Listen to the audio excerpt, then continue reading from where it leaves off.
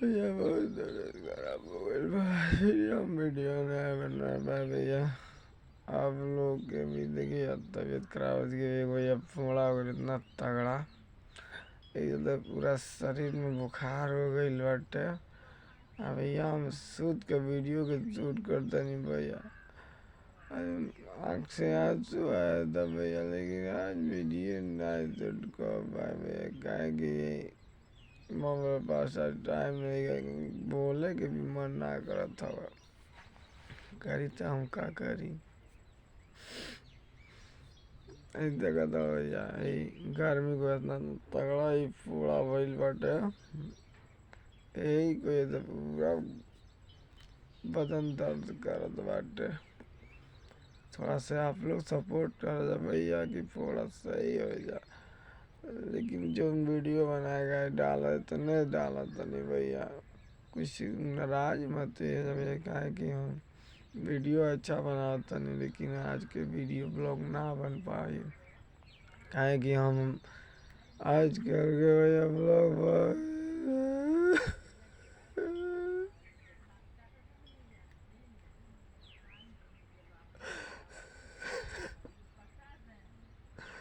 आज के ब्लॉग नहीं बन पाए भैया, काहे गर्मी है ना, मोला लोग तबीयत लोग खराब बट भैया, हम बड़ी परेशान बनी अब भैया।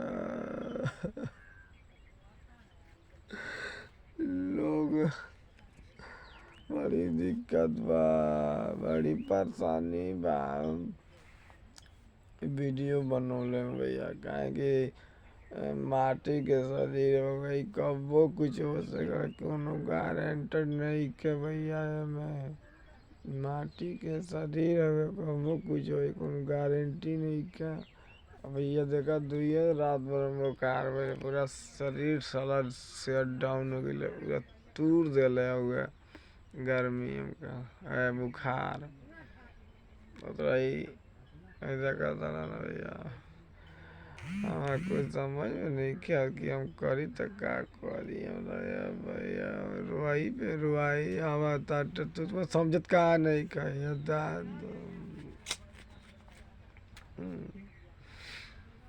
भैया आज के ब्लॉग बस बनाओ तनी आप लोग देखिए जहाँ, काहे कि अंगूर एक ऐसा आदमी है कि लोग के हंसावे लाग हर चीज़ में का, लेकिन आज तबीयत हो गई बा खराब, कपार भी बथता, सर्दी भी पकड़ लेला, बुखार भी हो गई भाई में तगड़ा दोनों हो गई बाटे। जय हिंद जय भारत।